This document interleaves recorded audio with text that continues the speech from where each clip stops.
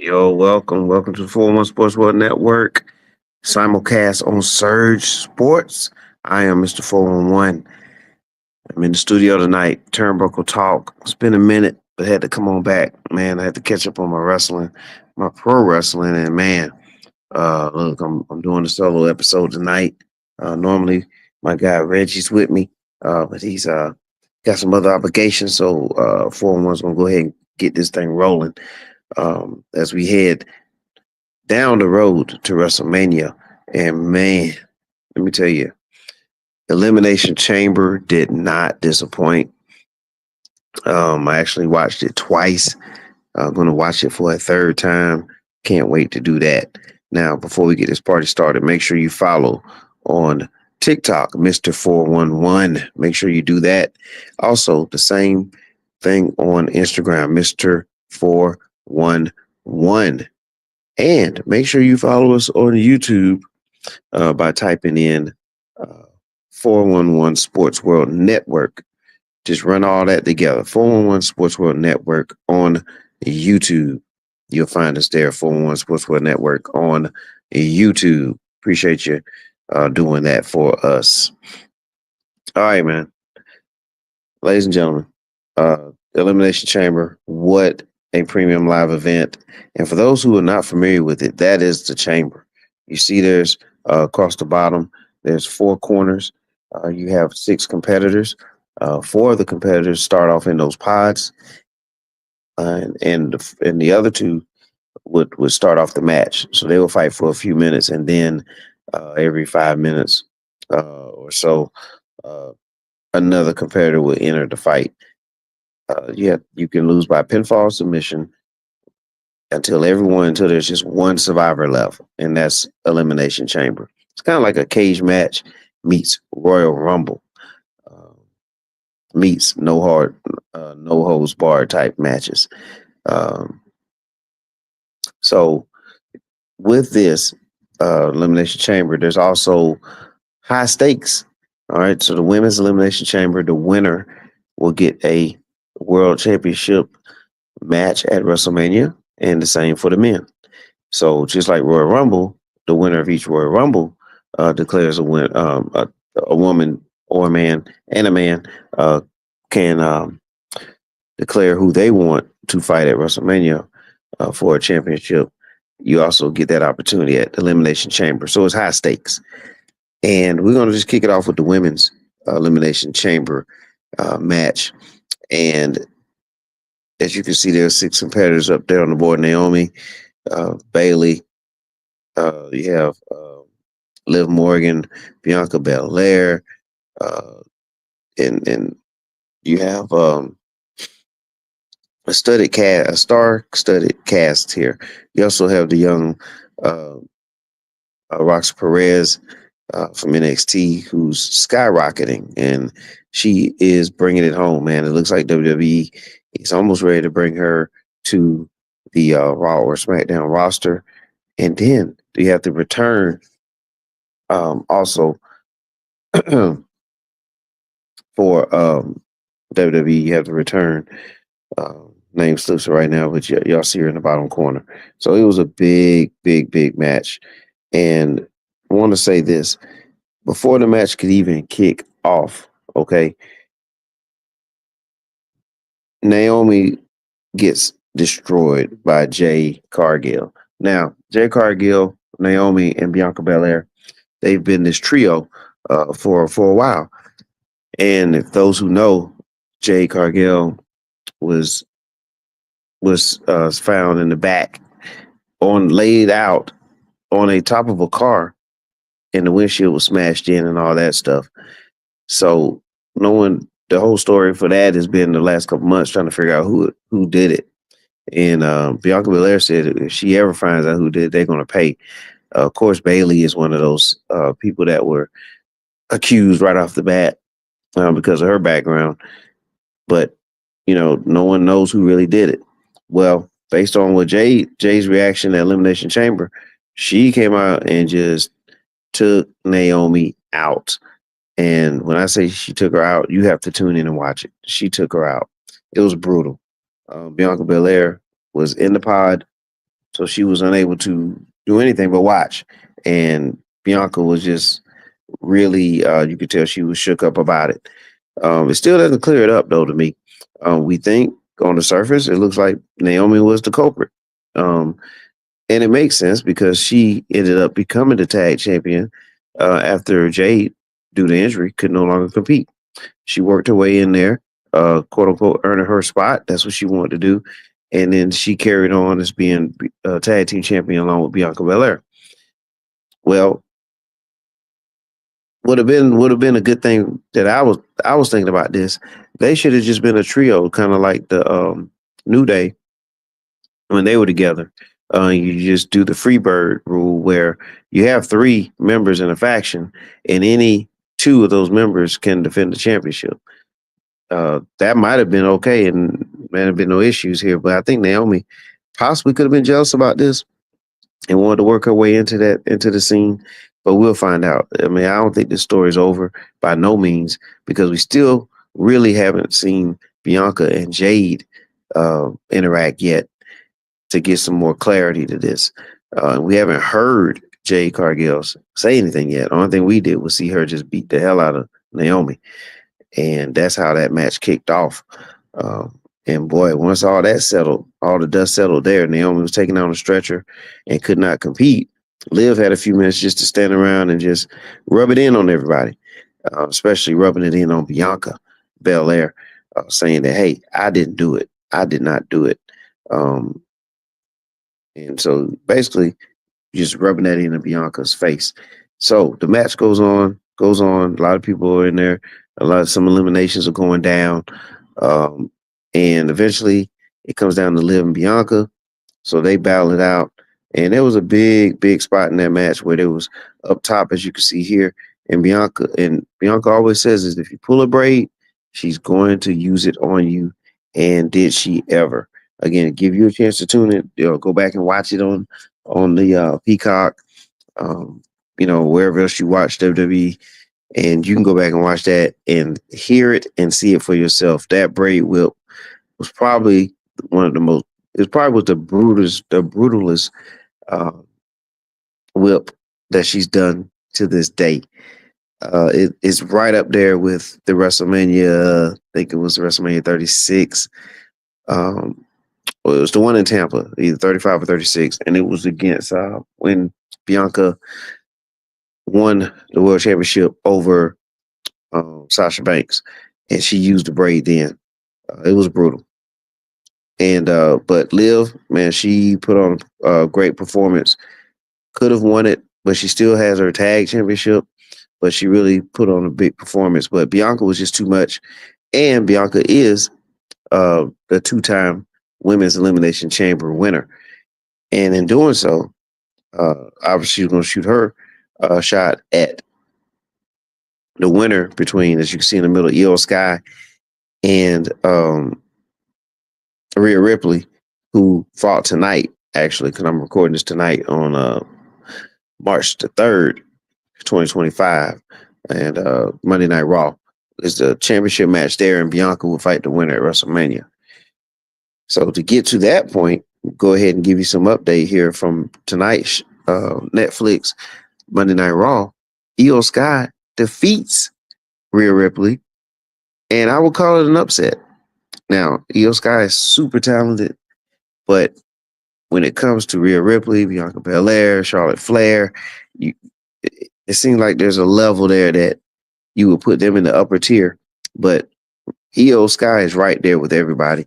Actually, one of my favorites, but I did not expect her to win this, and that's why you have to tune in. You have to tune in to WWE. You don't know what's going to happen, and Io wins the match.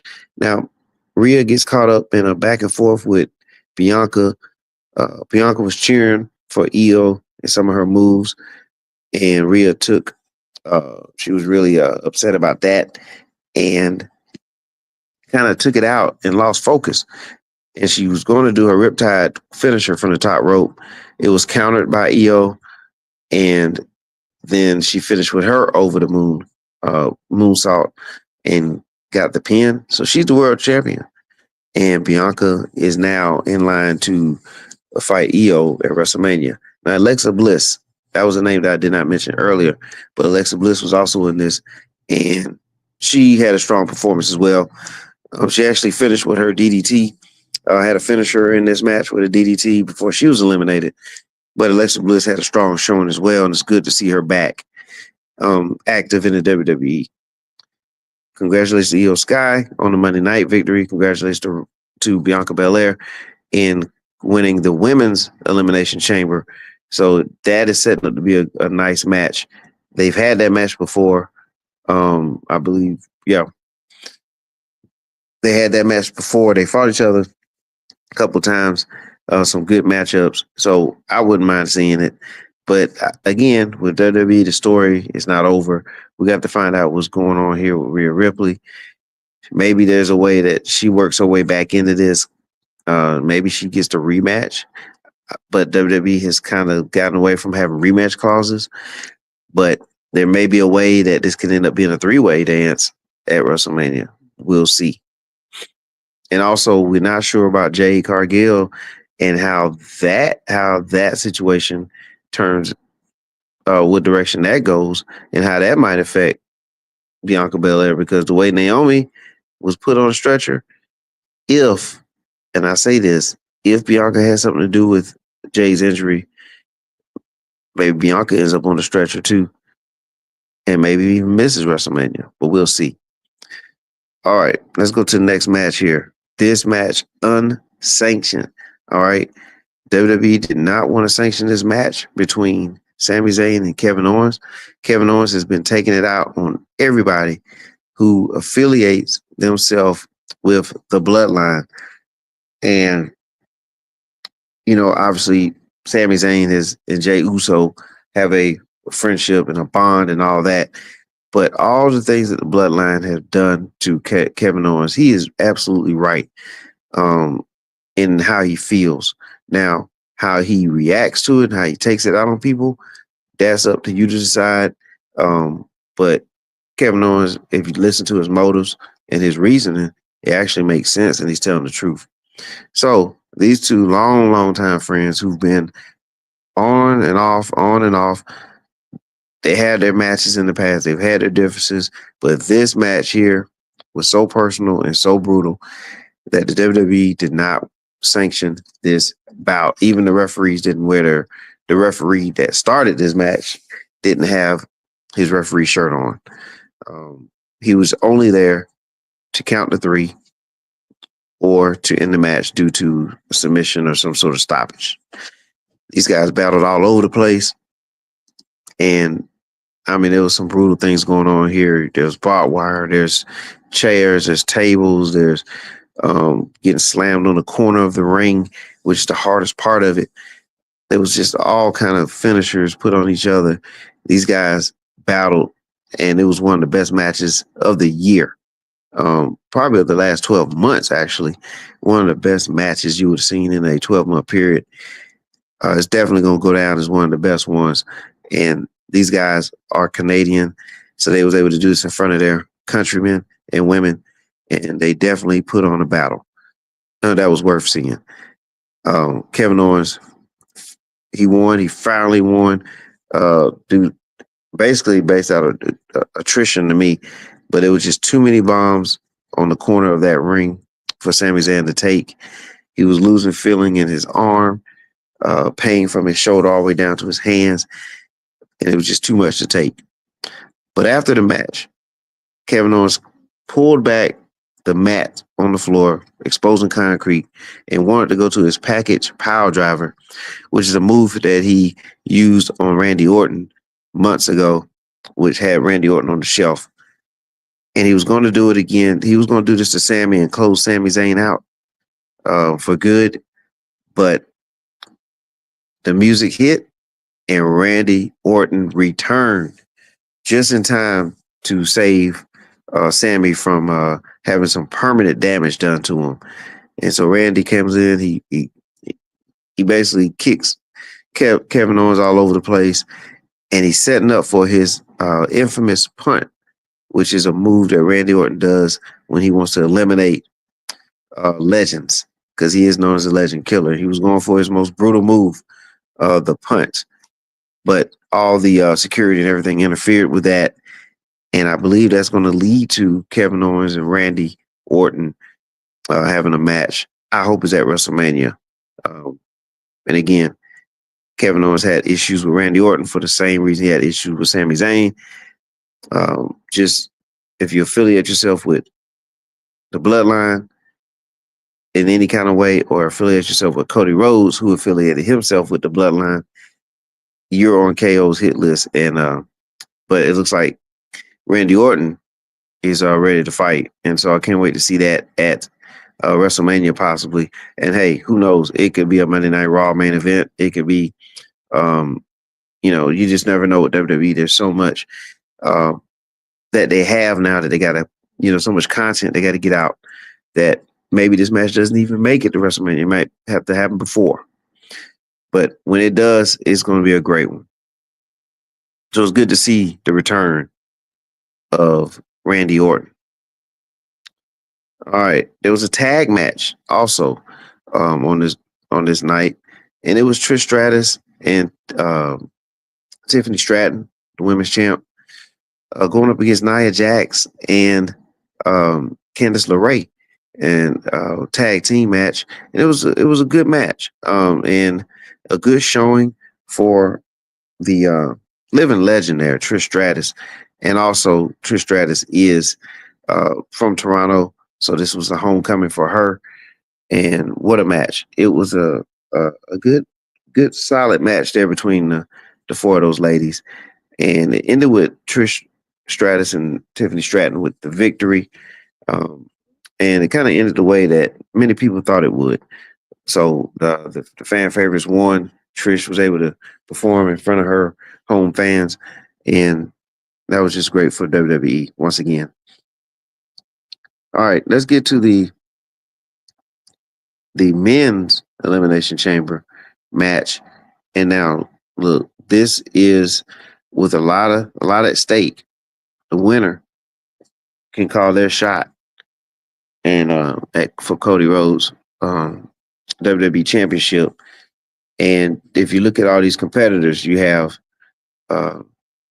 Seth Rollins, you have Logan Paul, Damian Priest, Drew McIntyre, CM Punk, and John Cena. Now let's go back to the Royal Rumble. John Cena and Jey Uso were the last two competitors.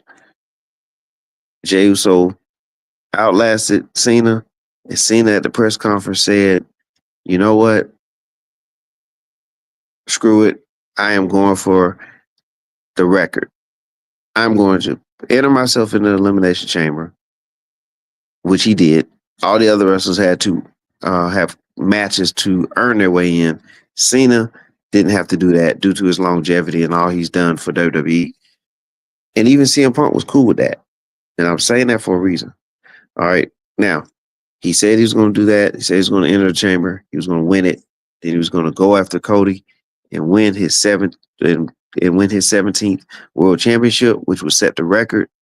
And he would set the bar and shake the hand of the person one day who wins it 18 times. So, you don't think nothing of that. You say, okay, that's typical Cena. Okay, he's going for it.